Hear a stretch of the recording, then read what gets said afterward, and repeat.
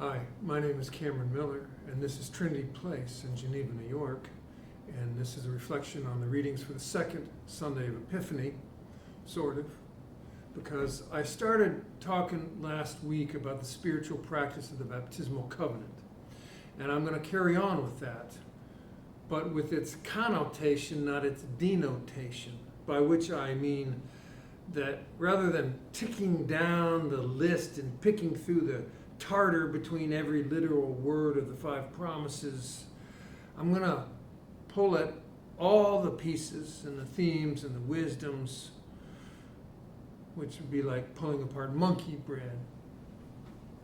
So to begin, I cannot say enough about the practice of hope. The practice of hope.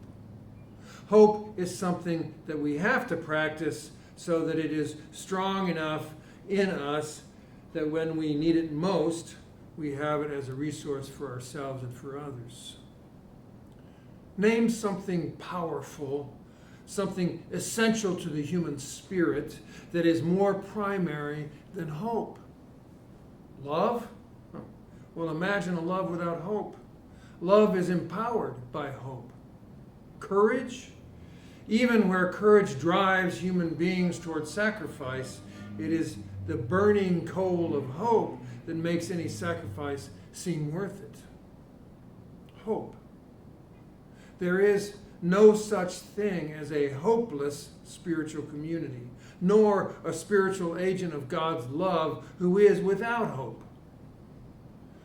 Now, whenever I talk about hope, I feel compelled to distinguish between it and wishful thinking, because in the popular culture, hope is basically wishful thinking.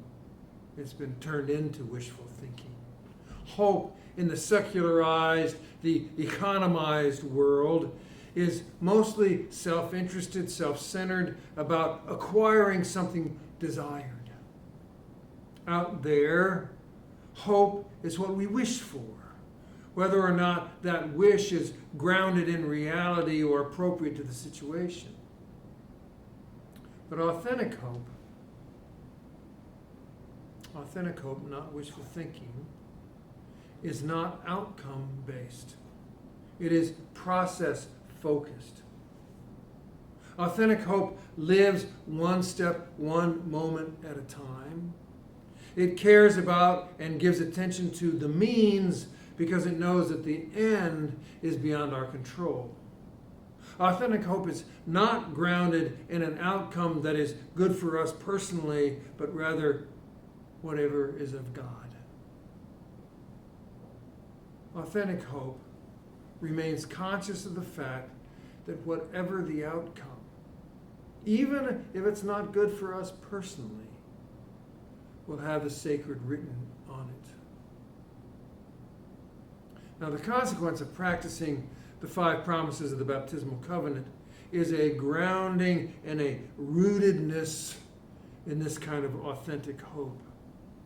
For example, the first promise is basically to continue in the wisdom and community that began around the table of Jesus.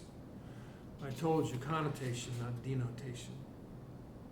Hope, as it is practiced out there in the culture of economics, would say that the hope of any church, for instance, must be to grow, must be to get big, must be to have big, huge buildings, mega programs to attract people and contributions and get them all to become adherents of a particular doctrine and dogma. By the nature of that hope, we can see where much of Christianity and churches have gone wrong. To continue in the wisdom and community that began around a table that Jesus hosted. To continue in the wisdom and community that began around a table that Jesus hosted has nothing to do with numbers or income, and everything to do with the invitation that is made and the hospitality that is offered. The invitation that's made and the hospitality that is offered. You see, process-focused, not outcome-driven. So, for example, We cannot make our spiritual community or any spiritual community racially, ethnically, gender, or age diverse. We can't make it. We cannot make diversity. But we can pay attention to how inclusive we are to those who walk in. And we can pay attention to how inclusive our hospitality is when we gather and by what we do and do not do. The outcome is not ours to control, but the process is. The table fellowship that Jesus hosted led to his death, but it continued and it became something worldwide and continuous across time. Even he did not control the outcome. He only initiated the process.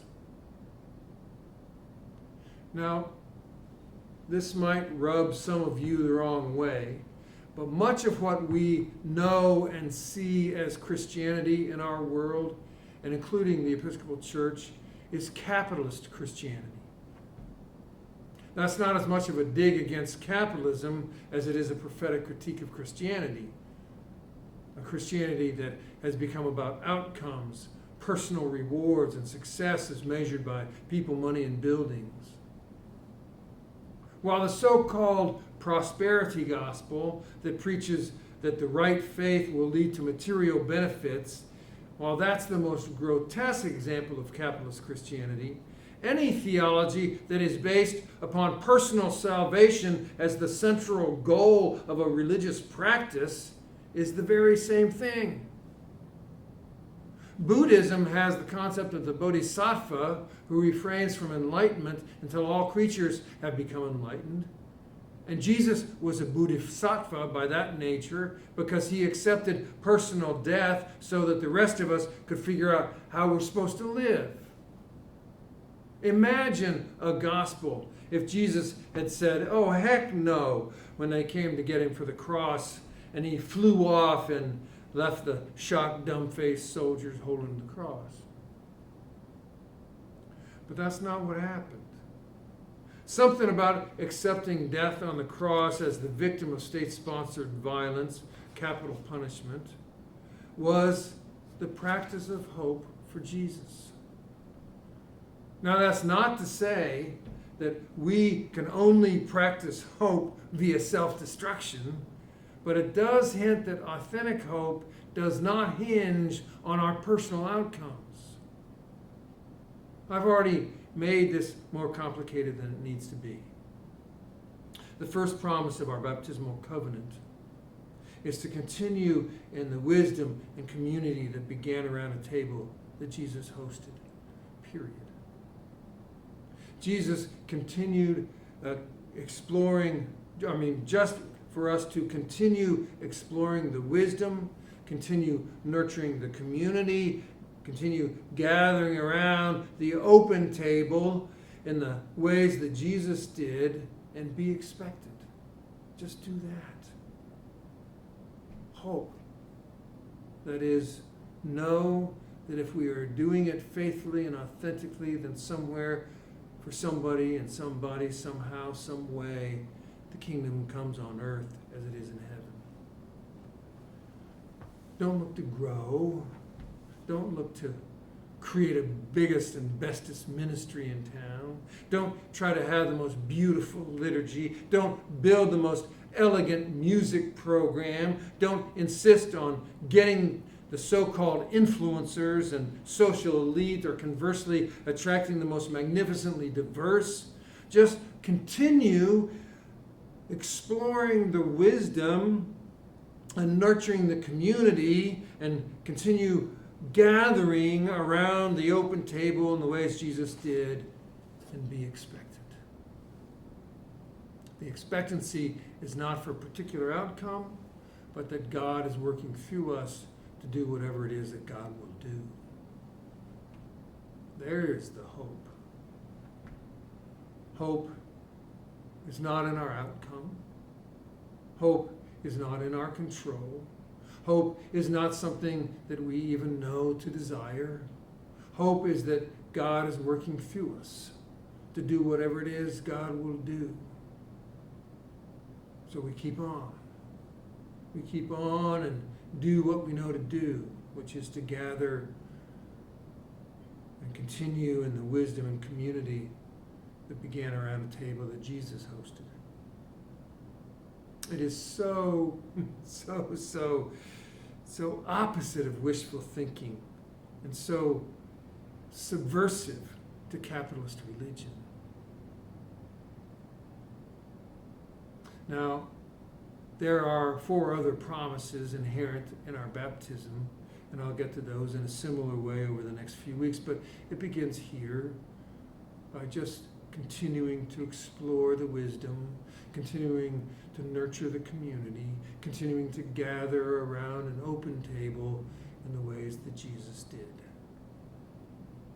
Clearly, this is not something you and I can do by ourselves. It's not a solo practice. It's at its most basic Christian spiritual practice is communal. The practice of hope is a community practice. Baptismal practice is not about personal salvation. It's about community, gathering around an open table and exploring the gift of our wisdom. Turns out we need each other. We have to have each other to do this thing.